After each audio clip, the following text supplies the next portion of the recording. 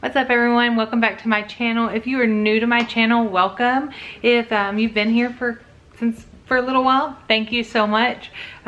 Today's video, I'm gonna talk about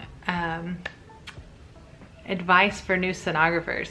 So it kind of goes hand in hand with my video from last week.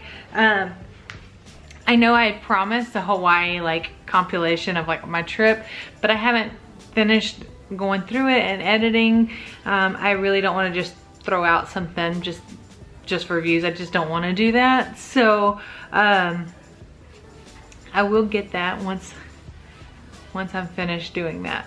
But in today's video, like I said, I'm going to go over some new some advice for some new sonographers or students going into their externship, whatnot. I hope that I don't repeat myself from the last video, but I'm gonna try not to. I made some notes, so if you see me look down at my phone, I'm just reading my notes that I made. All right, so it looks like I've got 6 bullet points that I'm just gonna go over here. The first one is when you're right out of school, and depending on where you're at, you may not be able to find a job right away. If you don't get hired on right out of your externship, you may have to be prepared to relocate. Not a big deal. There's sonography jobs everywhere. There's some traveling companies. Now, the only thing with the traveling companies, they don't hire unless you have a year in hospital experience. They won't hire you to travel and do all that. They want you to have that experience. But once you have that year experience, that's why I told you in your last video to make sure you treat your externship or your clinicals as an interview. Because even if you're just PRN, you're working in a hospital full time, I mean, for a year, and you want to travel, that's where the money's at. You can travel and make really good money. So I highly suggest just being prepared to relocate. So in fact, I get emails all the time talking about job position here in Ohio, job position here. I get them all the time. So like I said, that's for me. I would say if you're not a parent or somebody who's kind of tied down to where they live, and you can afford to relocate, that's what I would do. I mean, but like I said, I have a 14-year-old and a 7-year-old. I'm not about to take them out of their schools right now because it's just hard to relocate when you have kids that are in school and they've been with their friends since kindergarten up. So, but that is a possibility.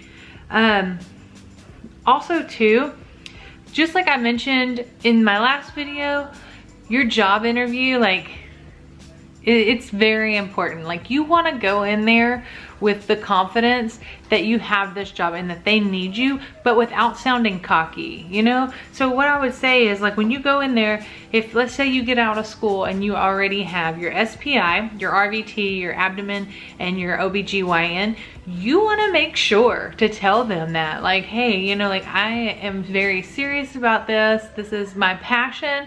I have these registries. They know it. It's already on your resume.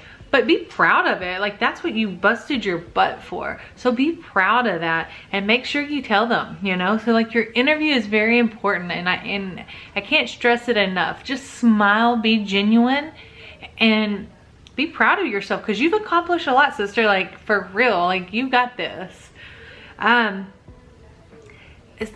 Also too, with the interview, don't just go into an interview unprepared. Always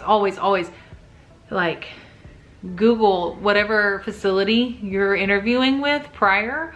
Find out their mission statement, find out their ethics, whatever it is you can find out about them, make notes. When I first went into interviewing, I went to school later in life. I think I was 31 years old when I went back to school, and I'd interviewed for many jobs before. So you've probably had more than one interview in your life. And so you know how to interview. However, if you're like me, I stayed with the job for so long. So it had been years since I've done an interview. So I went on YouTube and I actually watched videos of how to prepare for an interview or what to expect in an interview. Like I literally like researched the crap out of everything, especially the facility that I'd be interviewing at. I also would write down some questions because you never want to leave without having questions. Like you want to ask questions. They want you to ask questions. All right. Kind of ties back into being proud of what you have accomplished. Like I said, registries are super, super important as far as your marketing. Like you want to market yourself. So the more registries you have, the more marketable you are. Get as many registries as you can directly out of school while all that information is fresh on your brain. Once you get that job, and I mentioned this, I know for a fact, one second, is what? Is it almost over or is it 1 minute? I'll be right back.